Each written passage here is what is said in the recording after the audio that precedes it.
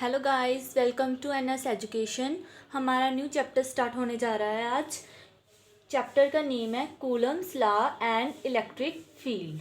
इस चैप्टर का जो फर्स्ट टॉपिक है वो है हमारा इलेक्ट्रिक चार्ज। इस इलेक्ट्रिक चार्ज को पहले हम देखते हैं, इसको हम अनदर नेम से भी बुला सकते हैं। वो कौन सा नाम होगा? Electrostatic charge. कौन सा? Electrostatic charge.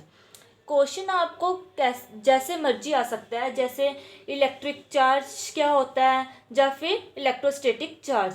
आपने कंफ्यूज नहीं होना, क्वेश्चन जो मर्जी आए आपको बस आंसर सेम ही होगा इनका। चाहे पूछ सकते हैं what is the electrostatic charge, और या फिर पूछ सकते हैं इलेक्ट्रिक चार्ज। ओके, हमारा इलेक्ट्रिक चार्ज क्या होता है? इलेक्ट्रिक चार्ज की डेफिनेशन पहले हम लिख लेते हैं। In general, if we rub, इसके छोटी सी एग्जांपल मैं आपको बताऊंगी जो आपको पता ही होगा वो एग्जांपल का। We rub two आइडेंटिकल का मतलब समझते हो आप क्या होता है? आइडेंटिकल का मतलब क्या होता है कि भी दो सेम होन, टू चार्जेस जो सेम हों। ओके, इस आइडेंटिकल ऑब्जेक्ट जो सेम होंगे, objects with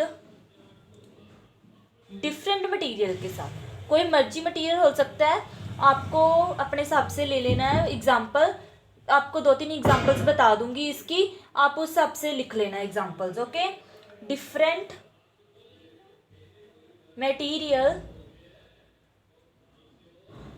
okay, they will attract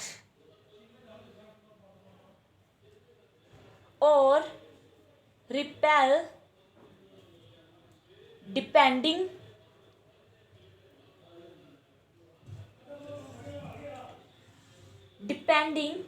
on the nature of material.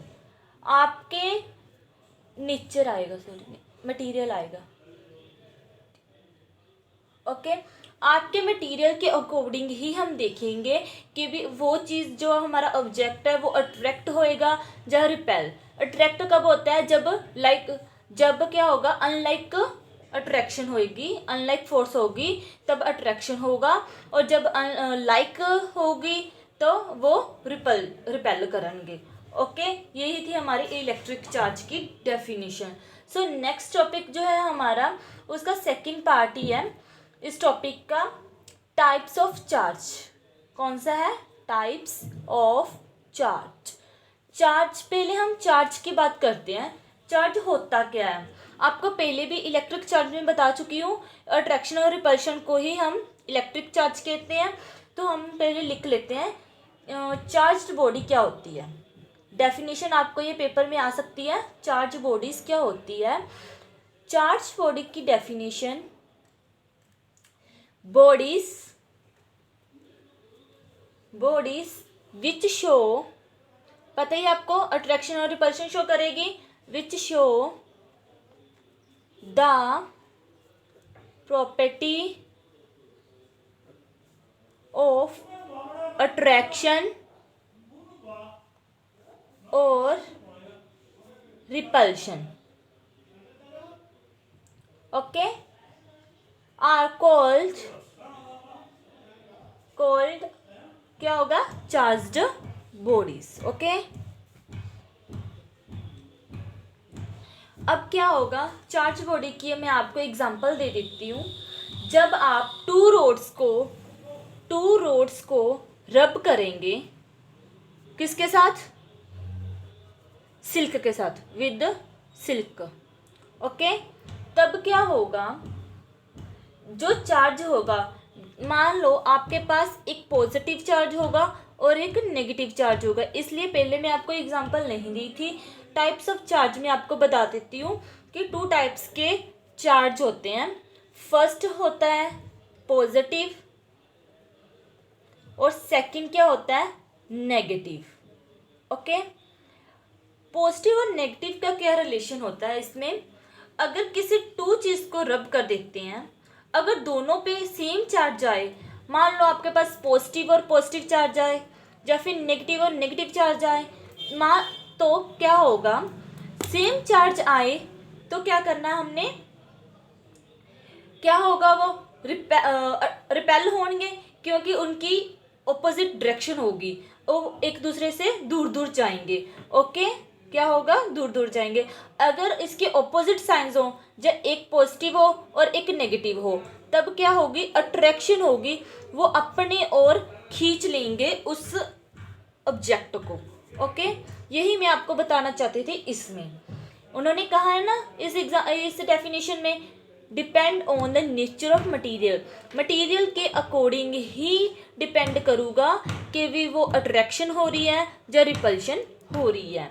Okay, अब इसका एक फंडा हो रहा है, आपको छोटे, मैं भी पहले ऐसे करती थी, बट आप भी छोटे होते ऐसे करते ही होंगे।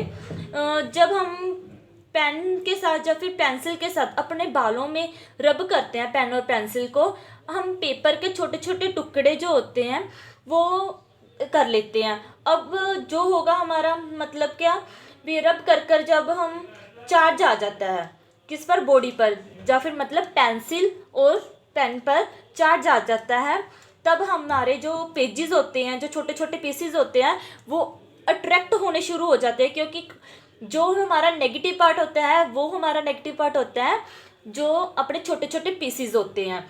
ओके, और जो हमारे मतलब कि पेन और पेंसिल होती है उस पर पॉजिटिव चार्ज हो जाता है, और पॉजिटिव नेगेटिव आपस में अट्रैक्ट करेंगे, इसलिए पेन और पेंसिल में कागज़ चिपक जाता है। यही एग्जाम्पल मैं आपको बताना चाहती थी, आप छोटी क्लासेस में पढ़ चुके होंगे ये वाली एग्जाम्पल। सो नेक्स्ट जो है हमारा थर्ड टॉपिक होगा हमारा। थर्ड टॉपिक कौन सा है हमारा? थर्ड टॉपिक जो है हमारा स्किल रिलेटेड ही है, पॉजिटिव और नेगेटिव की। उन्होंने क्या, concept of positively, short form में लिख देती हूँ, positively and negatively charged body. अब मैंने आपको बता ही दिया भी पॉजिटिव और नेगेटिव चार्ज का मतलब क्या होता है। अब इसकी एक खासियत क्या है, ये ऑल मैटर्स, जो मान लो आपका एक पॉइंट जो इसका क्या होगा, all matter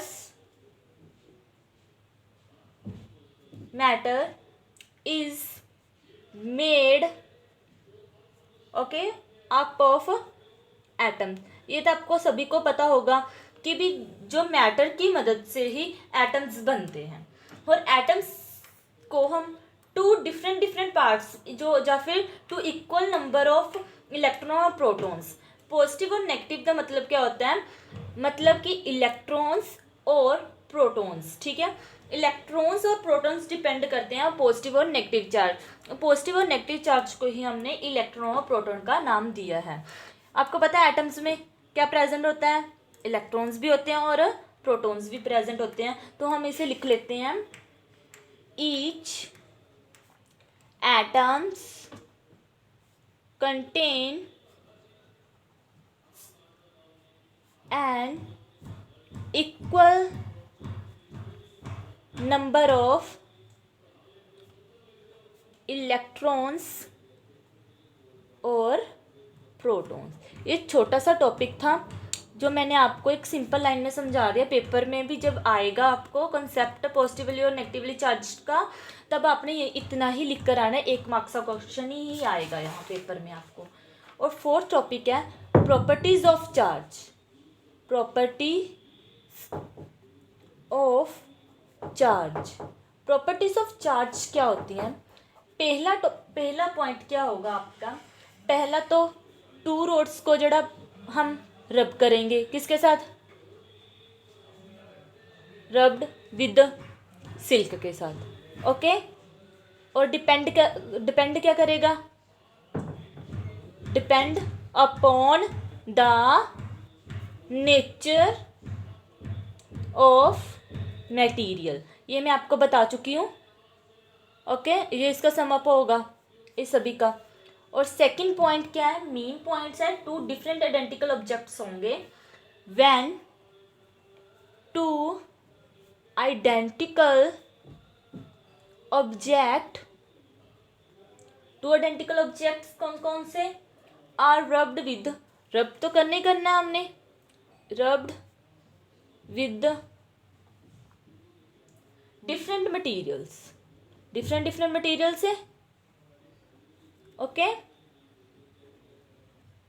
to cases arise होते हैं, टू केसेस अराइजेस, दो केसेस बनते हैं इसके आगे। पहले वाला जो है हमारा लाइक चार्ज और दूसरे वाला क्या होगा, अनलाइक चार्ज। लिखेंगे कैसे एग्जाम में, दे में एक्वायर लाइक चार्ज। ओके, और सेकंड वन क्या है, दे में एक्वायर अनलाइक चार्ज। पहले ही आपको बता दिया मैंने अनलाइक और लाइक चार्ज का फंडा क्या होता है। लाइक चार्ज होगा, जब लाइक चार्ज होगा तो वो रिपेल करेंगे। ओके, और जब अनलाइक चार्ज होगा उसके साथ हमारा अट्रैक्शन होगी। दोनों यही था। ओके, सो हमारा फिफ्थ टॉपिक क्या है हमारा, पॉइंट चार्ज। कौन सा है, पॉइंट चार्ज। अब पॉइंट चार्ज क्या होता है आपको डिटेल में बता। मान लीजिए आपके पास टू डिफरेंट पॉइंट्स है, लिखेंगे कैसे एग्जाम में, कंसीडर, आप पहले कंसीडर कर लो, आपको डायग्राम भी बनाकर दिखाऊंगी, आपके बुक में नहीं बनी हुई हैगी। Consider two charged bodies, two charge bodies ले लेनी है। Okay, A and B. पहले आपको डायग्राम बनानी सिखा देती हूँ। चार्ज बॉडीज कौन कौन सी ली है, एक ये चार्ज बॉडी होगी और ये बी चार्ज बॉडी होगी। अब क्या होगा इसके अकॉर्डिंग, पॉइंट चार्ज आपको पता है अभी पॉइंट चार्ज क्या है, एक ए अपना पॉइंट है और दूसरा क्या है हमारा बी पॉइंट। ओके, अगर आप प्रोटॉन की बात करते हैं तब ये वाले ऑपोजिट डायरेक्शन लगेगी, मतलब कि आपस में रिपेल करेंगे। ओके, जब हमारे पास क्या होगा, प्रोटॉन होगा एक और हमारे पास एक इलेक्ट्रॉन होगा, तो ये अपनी ओर खींच लेगी, मतलब अट्रैक्शन हो जाएगी। ओके, ये दोनों की आप एग्जाम में बना सकते हैं ये वाली डायग्राम। ओके, पॉइंट चार्ज जो है हमारा, इसका दोनों का डिस्टेंस क्या होगा, पहले इस दोनों का डिस्टेंस हमारे पास क्या होगा, आर जो है हमारा इसका डिस्टेंस होगा। दोनों पॉइंट्स के बीच में जो डिस्टेंस होगा वो है हमारा R. Bodies A and B are separate है, सेपरेटेड बाय डिस्टेंस आर के डिस्टेंस आर के अकॉर्डिंग दो डिफरेंट इसके बॉडीज है ए और बी। ओके, और नेक्स्ट जो मेन पॉइंट है इसका जो साइज होता है चार्ज बॉडी का, कौन सा, चार्ज बॉडी दा बॉडीज का चार्ज या फिर साइज किसके लार्जर देन होता है, जो डिस्टेंस है larger than the size of the both bodies. Okay, distance ज़्यादा मायने रखता है इससे, बॉडीज के अकॉर्डिंग जो हमारी ए और बी सेपरेट बॉडीज है, डिस्टेंस इसमें मेन होता है। तो इसलिए कह रहे हैं भी जो larger than size of both bodies नालों डिस्टेंस क्या होगा इसका, लार्ज होगा। यही हमारा मेन फंडा है इस पॉइंट चार्ज का। ओके, सो नेक्स्ट टॉपिक है हमारा 6 topics, electrostatic interaction. Electrostatic interaction क्या होती है, पहले हम डेफिनेशन लिख लेते हैं इस चीज़ की। In case two charges okay are at rest. Oh charge two charges जो अपने रेस्ट पोजीशन दे पई है, जो मूव नहीं करती, rest, then the interaction between the, जब तक, then the interaction between the,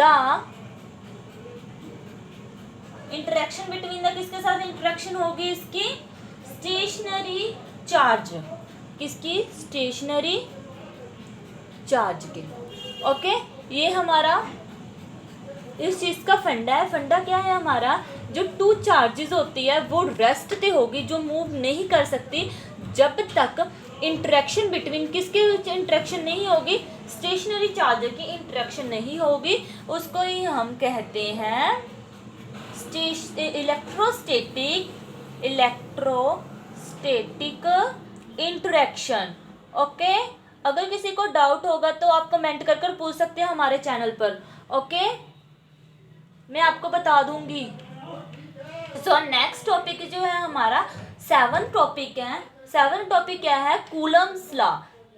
Coulomb's law. Okay, sorry मेरे तो स्पेलिंग गलत लिखे गए हैं, COULOMBS, Coulomb's law. Coulomb's law क्या होता है, कंसीडर 2 पॉइंट्स, आपको कंसीडर कर लो। पहले तो आपको डायग्राम भी नानल बनाकर दिखाई जाऊंगी। ओके, पहले तो आपने 2 चार्जेस को कंसीडर करना है।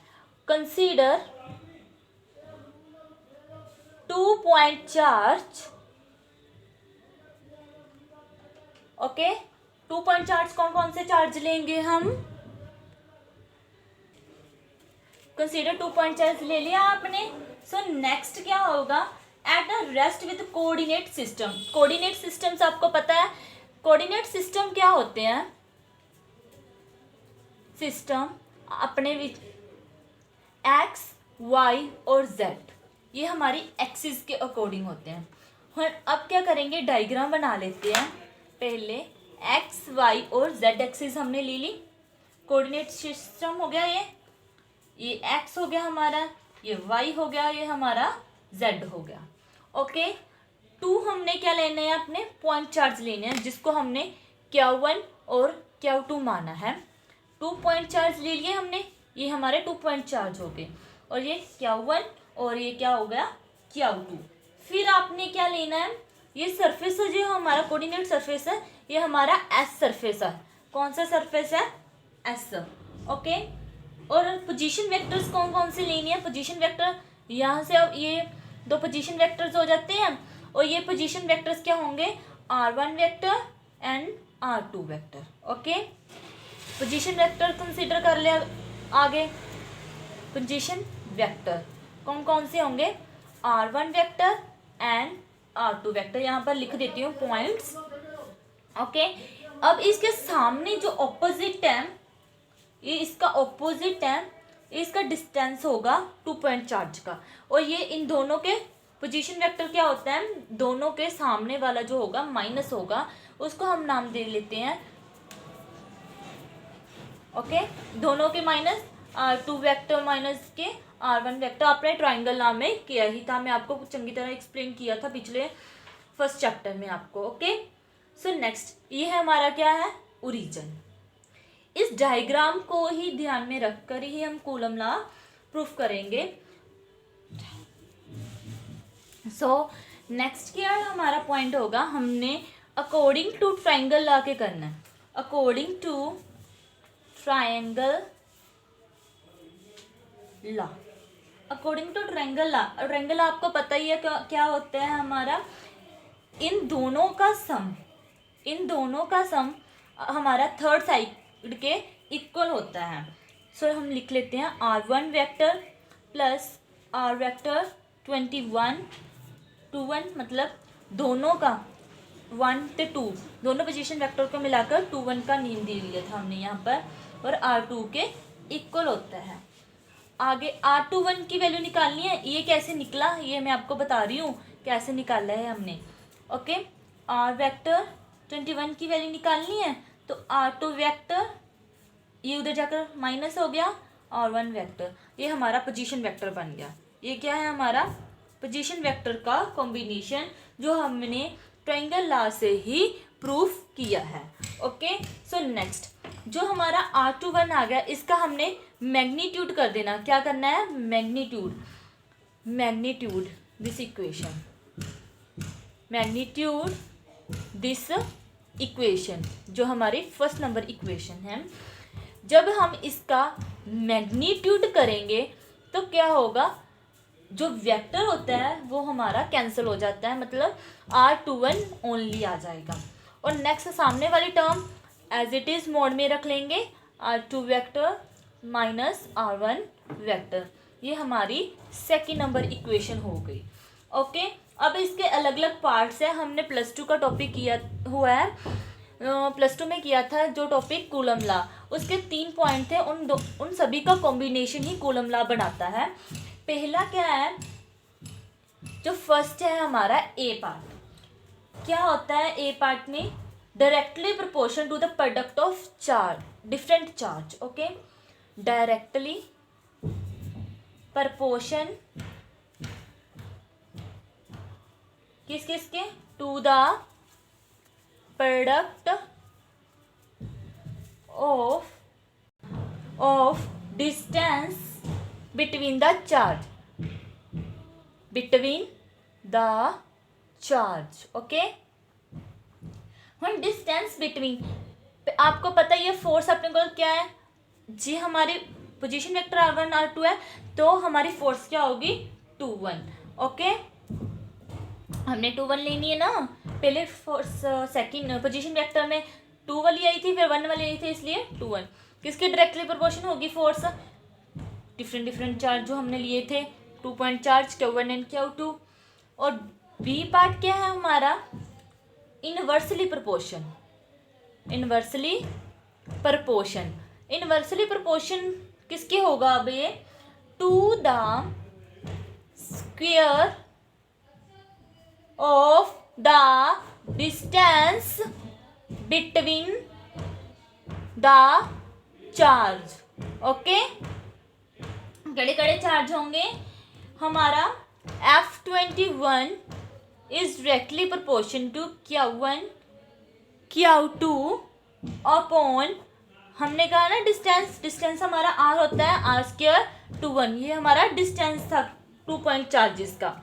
ओके, अब क्या करेंगे हम इसके अकॉर्डिंग? अब हमारे पास 2 चीज़ हमारे पास प्रूफ होगी। F21 एक डायरेक्टली प्रोपोर्शन कर लिया, और अब 2-1, इस सभी का हमने क्या कर लिया? इकट्ठा कर लिया हमने इसको। ओके, पहले सॉरी ये मैंने आपको गलत बता दिया, ये हमारा दोनों का कॉम्बिनेशन होगा। F21 ओनली इनवर्सली प्रोपोर्शन होगा R² 21। ये हमने कंपैरिजन कर लिया। ओके, नेक्स्ट क्या होगा? आपको पता है आपका यूनिट वेक्टर, कोई भी यूनिट वेक्टर आपको लास्ट टॉपिक में आपको बताया ही था मैंने। R यूनिट वेक्टर क्या होता है? 2-1/R20। एक तो वेक्टर होता है और दूसरा बिना वेक्टर। ये हमारा यूनिट वेक्टर की डेफिनेशन है, हमने कैलकुलस ऑफ वेक्टर में की थी यूनिट वेक्टर की डेफिनेशन। ओके, अब इसके अकॉर्डिंग हमने वैल्यूज भी पुट कर लेंगे। किसके according? First and second, using equation first and second. Okay, first R vector 21 की वैल्यू आपको गिवन है फर्स्ट इक्वेशन में। क्या है? R2 vector minus the R1 vector, और R21 जो हमने मैग्नीट्यूड कर निकाला था वो का मैग्नीट्यूड में होगा, मतलब मोड में होगा, वो हमने ये लिख लिया। इसको हमने क्या लगा देना है? थर्ड वाली इक्वेशन मान लेनी है, इसको फोर्थ नंबर इक्वेशन मान लेनी है, और इसको हमने 5 नंबर इक्वेशन मान लेनी है। ओके, अब आपके पास प्रोडक्ट ऑफ मैग्नीट्यूड, डायरेक्शन जो है हमारी, जो हमारी डायरेक्शन होगी वो ए वेक्टर के अकॉर्डिंग होगी, और ए वेक्टर को हमने यूनिट वेक्टर के अकॉर्डिंग ही लिखेंगे, A into A cap. Means क्या होगा, जब हम ऐसी फॉर्म में लिखेंगे तो यही फॉर्म बनेगी, इस फॉर्म में लिखेंगे तो ये क्रॉस मल्टीपल कर यही फॉर्म बनेगी। वो भी मैं आपको बता देती हूँ कैसे। और A cap is equals to A vector by A. अब इसकी क्रॉस मल्टीप्लाई करो तो यही फॉर्म बन गई। ये हमारा मेन पार्ट है, यही लिखेंगे, ये वाला नहीं लिखेंगे हम। पहले आपने ये स्टेप करना है, फिर आपने सेकंड स्टेप ये वाला करना है। ओके, ये हमारा स्टेप था। और नेक्स्ट क्या है हमारा पॉइंट, जो आपको यूनिट वेक्टर के अकॉर्डिंग ही आपको बताऊंगी। यहाँ तो ये तो हमारा पोजीशन वेक्टर था। अब फोर्स का क्या होगा पोजीशन वेक्टर, जो हम पोजीशन वेक्टर के अकॉर्डिंग देखेंगे फोर्स के, और पोजीशन वेक्टर को सिमिलर रखकर। जो है हमारा फोर्स F21 होता है। अब इसका यूनिट वेक्टर क्या होगा, F21 सिंपल फॉर्म में लिख देती हूँ मैं, R⁻21। ओके, ये एक इक्वेशन को आप ये मान लीजिए, ये हमारी क्या होगी, 7 नंबर इक्वेशन होगी। और नेक्स्ट क्या होगा हमारा, जो हमने F21 हमने निकाली थी, is directly proportion to Q1 Q2 by R²21। पहले तो आपने डायरेक्टली प्रोपोर्शन को हटाकर इक्वल्स टू लिखकर, डायरेक्टली प्रोपोर्शन को जब हमने हटाया तो K प्रोपोर्शनल आ गया, K is a constant value. Okay, Q1 Q2 by R²21, ये हमारी इक्वेशन बन गई।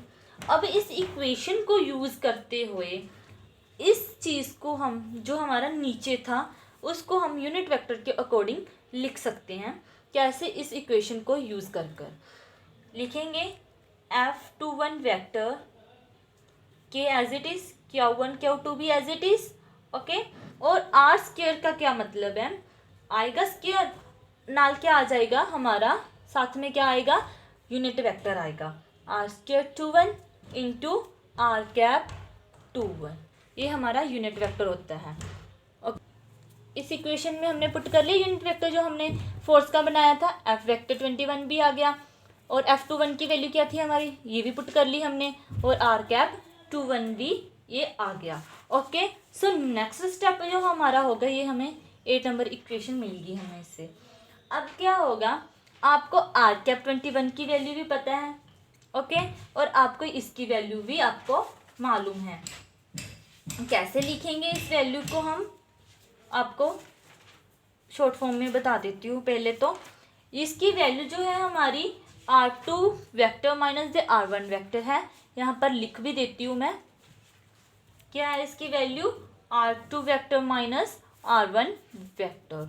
ओके, और R²21 की वैल्यू क्या होती है, R²21 की वैल्यू, पहले तो आपको पता है कि एक वैल्यू तो ये वाली होगी।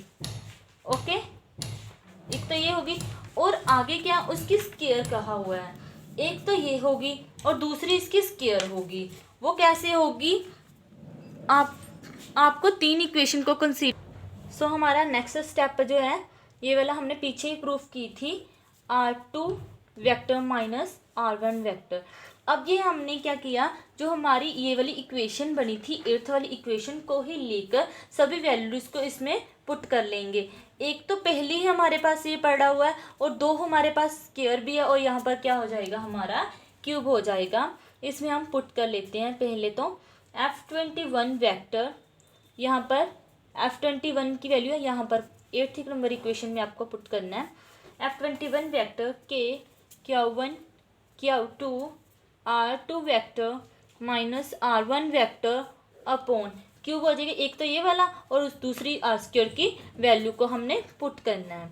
ओके, क्या हो जाएगा, R2 vector minus R1 vector की क्यूब, ये हमारा कूलम लॉ था, hence proved. Okay, so next इसका यूनिट चार्ज क्या होंगे, इसके unit charge. Okay, unit charge क्या होंगे, यूनिट चार्ज हमारा कूलम पर सेकेंड, क्या होंगे, 1 कूलम पर सेकेंड, हम ऐसे लिख सकते हैं ऐसे। ओके, ये हमारे यूनिट वेक्टर होंगे। ये बने कैसे हैं, पहले आप इसकी डेफिनेशन लिख लो, the unit of charge unit क्या होते हैं हमारे पास, कूलम। ओके, और 1 एम्पियर, 1 एम्पियर जो है हमारा किसके इक्वल आएगा, 1 कूलम अपॉन सेकंड। अब सेकंड का क्या मतलब होता है, जो चार्ज अमाउंट ऑफ चार्ज वो चार्ज जो अमाउंट होगी किसके क्रॉस सेक्शन होगी पर सेकंड दे, कौन से पर सेकंड। इसलिए हमने 1 एम्पियर किसके इक्वल है 1 कूलम बाय सेकंड। यही हमारा कूलम लॉ था और यही आज का हमारा लास्ट टॉपिक है। अगर किसी को डाउट हो तो हमारे चैनल में कमेंट कर आप पूछ सकते हो। ये आगे हमारा टॉपिक जो होगा वो हमारा टॉपिक इसका के वैल्यूज मीन्स कांस्टेंट वैल्यूज को कैसे निकाला जाता है वो होगी। हमारे चैनल को सब्सक्राइब कर देना और वीडियो को लाइक शेयर करना मत भूलना। Thank you very much.